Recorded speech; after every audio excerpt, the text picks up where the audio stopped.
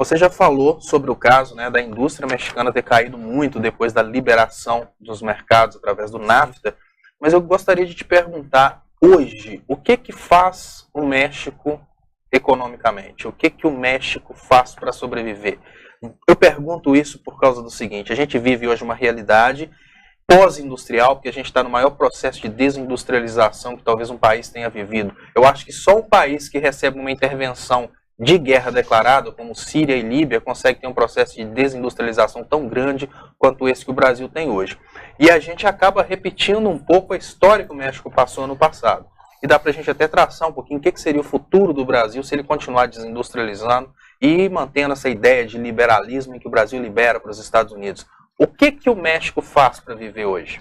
Olha, é uma boa pergunta, né? Vale a pena a gente olhar o que aconteceu com a indústria mexicana a partir do momento em que o México foi anexado pela economia dos Estados Unidos através do Acordo de Livre Comércio da América do Norte.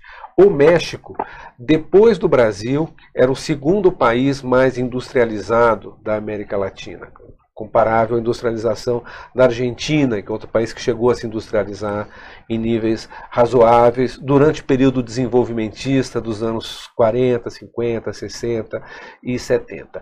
Essa indústria propriamente mexicana, ela foi desmantelada quase toda, não toda, alguns setores competitivos sobreviveram, como cimento, como papel, como vidro, mas o grosso da indústria mexicana foi devastado, na competição desigual com a indústria americana, que manda os seus produtos sem barreiras alfandegárias para o mercado mexicano, e, por outro lado, se desenvolveu um outro tipo de indústria, que são as maquiladoras.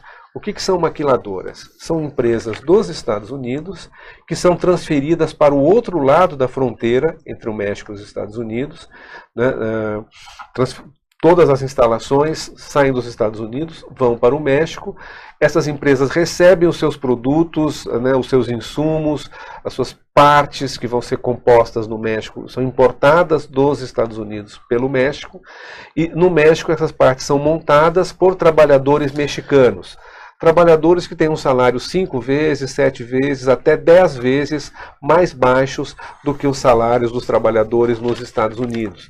Trabalhadores que não são sindicalizados, que não têm proteção trabalhista, numa situação onde também a proteção ambiental é muito frouxa, né, normas de proteção ambiental que não são iguais àquelas que existem nos Estados Unidos. Esses produtos são montados no México, por isso chama maquiladora, são maquiados, ganha um carimbo Made in Mexico e são reexportados para os Estados Unidos ou para outros mercados em outros lugares do mundo, né? Então o México trocou uma indústria verdadeira, uma indústria real mexicana, com empresas mexicanas, né, por esse trabalho superficial das maquiladoras, né, em que utiliza na prática apenas a mão de obra barata do trabalhador mexicano. Mesmo assim, isso é que está em discussão hoje, o presidente Trump dos Estados Unidos não está satisfeito, porque acha que com isso está se perdendo empregos nos Estados Unidos, o que é verdade. Na verdade, o trabalhador dos Estados Unidos não ganha nada com isso. Os trabalhadores dos dois lados perdem e quem ganha são os grandes empresários, os grandes capitalistas, sobretudo dos Estados Unidos. Então, o Trump está querendo revisar esse acordo de livre comércio para colocar condições ainda mais duras sobre o México, aumentar os benefícios dos Estados Unidos em prejuízo dos mexicanos. Esse é um dos fatores que está favorecendo o crescimento desse candidato à esquerda, Andrés Manuel López Obrador, que se propõe não a romper, rasgar o acordo de livre comércio com os Estados Unidos, porque isso seria impossível, isso causaria um colapso na economia mexicana, né? Então não é realista uma proposta desse tipo, mas López Obrador se propõe a renegociar o tratado com os Estados Unidos para conseguir condições melhores, né? Então, é isso que deixa os mercados nervosos. E o outro aspecto que é o petróleo.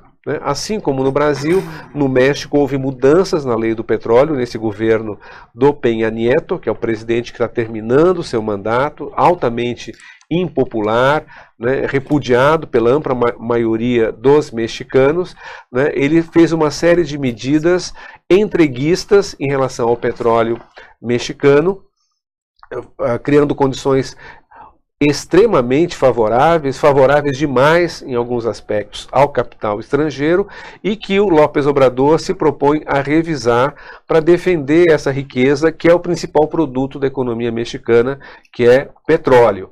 Defender a empresa estatal de petróleo do México, que é a Pemex, que é o equivalente à Petrobras lá no México. Então, os investidores, que de investidor de verdade não tem muito, melhor chamá-los de especuladores, também estão inquietos, né, com propostas moderadamente nacionalistas do López Obrador em relação ao petróleo, no sentido de reforçar a soberania mexicana em relação à sua principal riqueza, que é o petróleo. Olha, que é muito interessante que o próprio presidente dos Estados Unidos, pela primeira vez na história, está dando uma aula de nacionalismo para o resto do mundo. E como ele não faz as coisas por debaixo do pano, como os anteriores, ele deixa bem claro America First. Seria muito interessante se foi em Davos, né? Seria muito interessante, porque hoje a gente tem um presidente que pensa America First também, mas seria muito interessante a gente ter, tanto no México, quanto no Brasil, quanto na Argentina, presidentes que pensassem em colocar os países deles em primeiro lugar. No Brasil nós tivemos. No Brasil nós tivemos. O Lula colocava Brasil First. A Dilma colocava Brasil First. Agora com o Temer é Brasil Leste. É Brasil Zero. O Temer é tão fã que ele colocou o America First. A gente tem presidenciável que foi bater continência para a bandeira dos Estados Unidos e também pensa America First. E é muito importante. Uma coisa, eu queria, antes de passar para o próximo tema, tá? Sim. Eu queria agradecer a colocação das pessoas aqui. E a Lucélia deu uma dica aqui para a gente fazer o trabalho no YouTube, porque as lives estão sendo boicotadas no Facebook. A gente está por dentro que as lives estão tendo um alcance menor. O Facebook está fazendo, sim, um trabalho de restrição de alcance. E eu peço para vocês que curtam e assinem o canal do Brasil 247 no YouTube. A intenção é realmente colocar as transmissões com prioridade no YouTube, exatamente por causa dessa restrição de alcance do Facebook, que parece que também pensa America First. E também só dar um adentro nesse assunto aí, sempre depois se inscrever no canal, ativar as notificações para você saber o que anda correndo aqui na TV 247. É o sininho do lado de inscrever-se no YouTube. Mas agora continuando, né, a gente comentou sobre essa política nacionalista que o Trump assume, mas que os americanos não querem na América Latina, né? É uma hipocrisia aí. E o próximo país da América Latina da qual a gente vai falar agora é a Bolívia, de Evo Morales, que recentemente houve protestos contra a nova reforma penal, enfim. Gostaria que você comentasse acerca do que está acontecendo na Bolívia, né? O histórico do Evo Morales desde que ele assumiu em 2006 e uma perspectiva para as próximas eleições que vão ocorrer em 2019. É interessante a gente olhar para a Bolívia. Aliás, é muito interessante a gente olhar justamente para aqueles países que não aparecem na mídia. A Bolívia sumiu dos noticiários já faz muito tempo, né?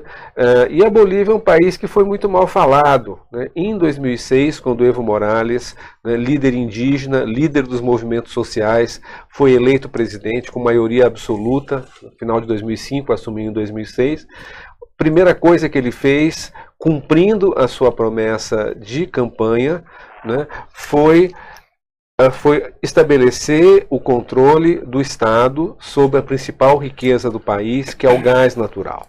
Temos uma conflito com o Brasil, porque a principal empresa estrangeira operando na Bolívia é a Petrobras. A Petrobras, quando ela atua no exterior, ela se comporta como uma transnacional, igual às outras. Aqui no Brasil, Chevron, assim? da mesma forma. Né? Aqui no Brasil, a Petrobras tem uma importância, né, pela sua história, pelo que ela significa na economia brasileira, por ser uma empresa de controle estatal num setor estratégico, mas fora do Brasil é uma transnacional. Pois bem, Evo Morales enfrentou as transnacionais, enfrentou inclusive o Brasil, travou negociações duras com o governo brasileiro da época, que era o governo do Lula, e colocou regras em relação ao gás natural mais favoráveis aos interesses da Bolívia. Evo Morales decretou Bolívia First. Né? Roda aí o caso. Passaram-se 11 anos, né, para 12 anos, né, o governo do Evo Morales na Bolívia, e a Bolívia é o país da América Latina com o melhor desempenho econômico. A Bolívia tem crescido a uma média de 5% ao ano nos últimos 12 anos em seguidos. Né?